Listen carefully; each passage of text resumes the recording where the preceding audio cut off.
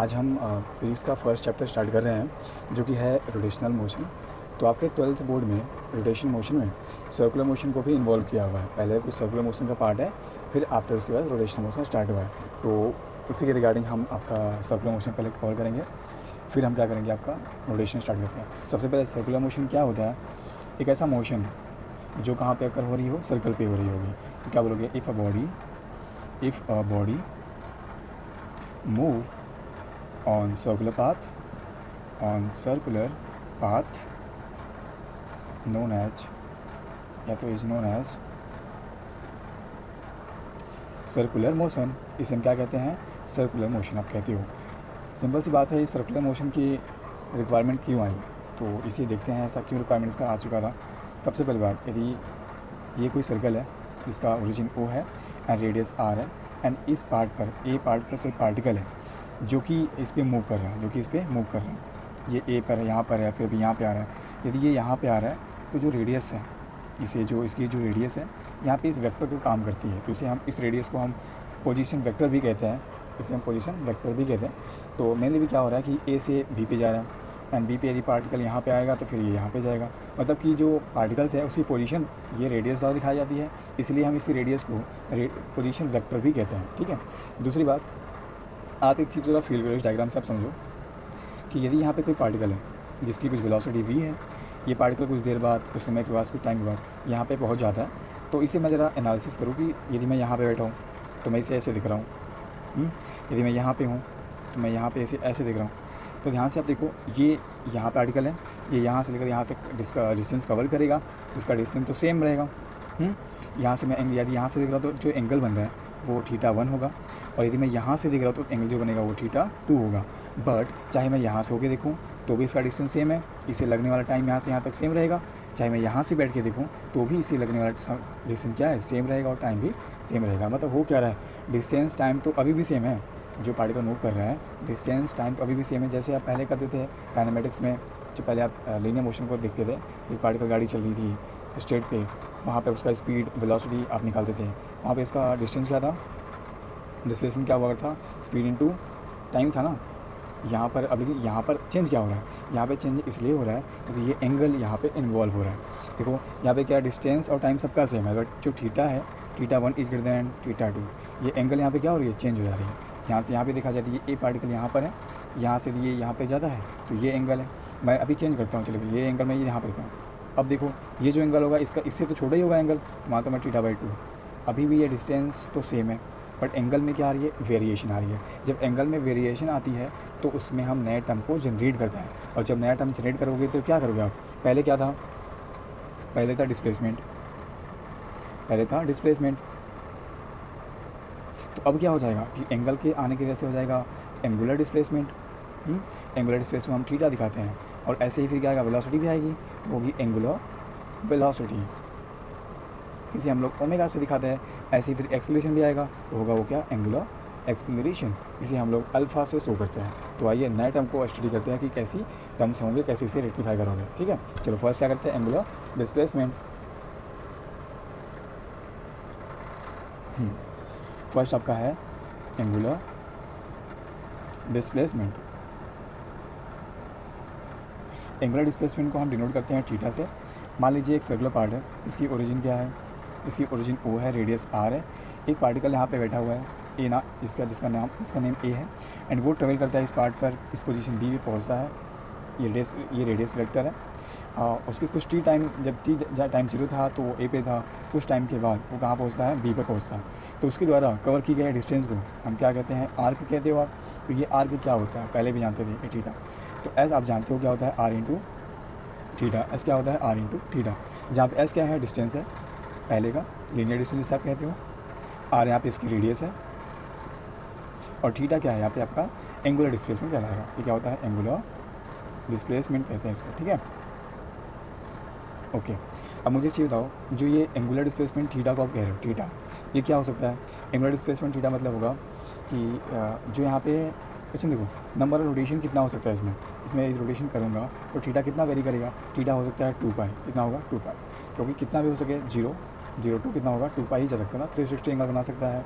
But यदि मैं distance की बात करूँ जो लीनियर होगा, वो लीनियर कितना होगा, जीरो। डिस्प्लेसमेंट तो इसमें जीरो होगा क्योंकि पार्टिकल यहाँ से चलेगा, फिर से यदि यहाँ पे आ रहा तो डिस्प्लेसमेंट तो जीरो हो जाएगा।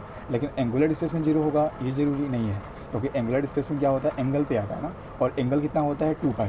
तो इसलिए हम एंगुलर डिस्प्लेसमेंट से बात करेंगे तो एंगुलर डिस्प्लेसमेंट कितना हो सकता है, वो होगा 2π।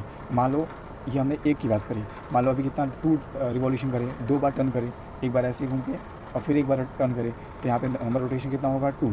तो एंगुलर डिस्प्लेसमेंट क्या हो जाएगा, 2π × 2 हो जाएगा, मतलब 4π हो जाएगा। अब यदि मैं कहूँ n रिवॉल्यूशन कर रहा है तो अब मैं क्या बोलूँगा कि n बार घूम रहा है, मतलब बहुत बार घूम रहा है, तो n रिवॉल्यूशन के लिए कितना हो जाएगा angular displacement 2πn।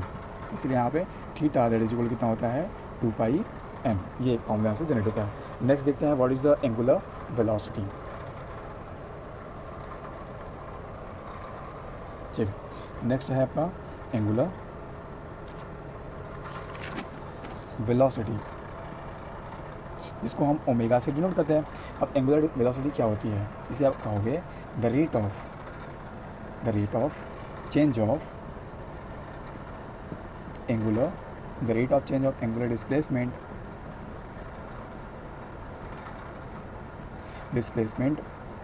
with respect to time is known as angular velocity. आप जानते हो जो रेट है ना, रेट ये दो टाइप का हो सकता है। एक तो ये रेट जो रेट है वो आपका एवरेज रेट हो सकता है, एवरेजली डिपेंड करेगा। सेकंड इंस्टेंटेनियस रेट हो सकता है। ये क्या हो सकता है, इंस्टेंटेनियस रेट हो सकता है। मतलब the rate of change of angular displacement with respect to time is known as angular velocity, means omega that is equal to d∠θ/dt। ये होगा आपका एंगुलर वेलोसिटी। बट ये जो रेट है ना चेंज का, वो दो टाइप का हो सकता है। एक तो एवरेज हो सकता है या तो फिर इंस्टेंटेनियस रेट हो सकता है। ठीक है, तो जो ये एवरेज रेट है उसे हम कैसे डिनोट करते हैं, उसे हम दिखाते हैं omega average that is equal to, यहाँ पे इसे लिखोगे आप डेल्टा, क्योंकि वो बड़ा होता है तो डेल्टा थीटा मतलब angular displacement upon delta T. और इसे और क्या लिख सकते हो आप, इसे लिख सकते हो आप ओमेगा मतलब कि angular displacement final minus angular displacement initial divide by T final minus T initial. ठीक है, अब जो ये इंस्टेंटेनियस है ये तो होता है डिफरेंशिएशन। ये क्या होता है, डिफरेंशिएशन। मतलब आप लिखोगे ओमेगा इंस्टेंटेनियस जो होगा वो होता है derivative of theta angular displacement upon D T. या आप यहाँ पे इसका सिर्फ डेरिवेटिव करके इंस्टेंटेनियस रेट निकाल सकते हो, बट एवरेज निकालना हुआ तो क्या करोगे इसका, आप उसको फाइनल माइनस इनिशियल करना होगा। ठीक है, तो चलो एक जरा इस पर एग्जाम्पल कर लेते हैं कि इसके क्वेश्चन कैसे करना होगा आपको यदि एंगुलर वेलोसिटी आपसे पूछे।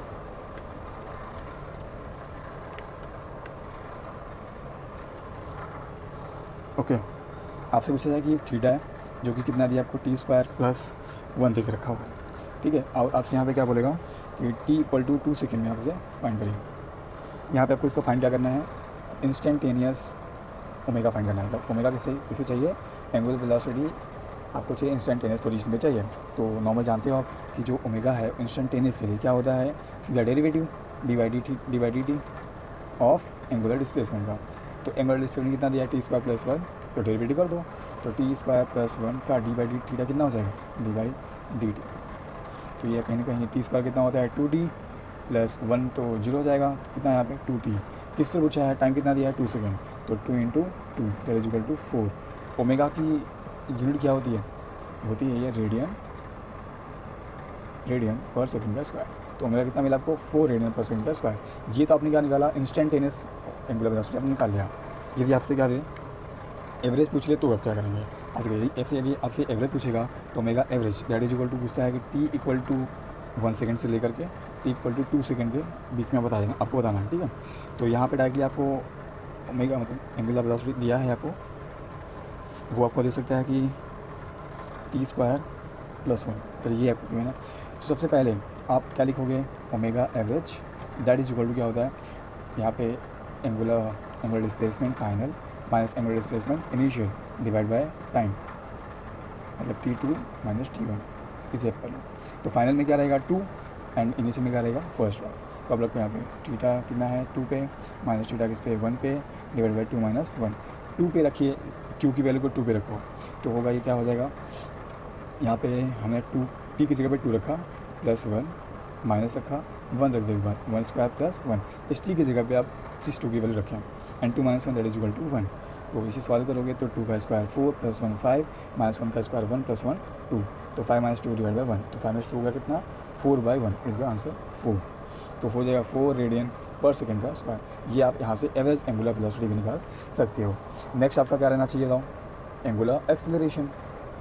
क्या रहेगा, एंगुलर एक्सेलरेशन। इसे हम अल्फ़ा से डिनोट करते हैं, किसे दिखाते हैं अल्फ़ा। अब ये क्या होगा, ये होता है the rate of change of angular velocity with respect to time is known as angular acceleration. अब जो ये रेट है ये भी दो टाइप का इसमें होगा, एक तो होगा एवरेज और एक क्या हो सकता है इंस्टेंटेनियस रेट। ओके, तो जो एवरेज रेट है वो क्या होना चाहिए, हो जाएगा alpha average, that is equal to क्या होना चाहिए, ये होगा omega final minus omega initial divide by T final minus T initial.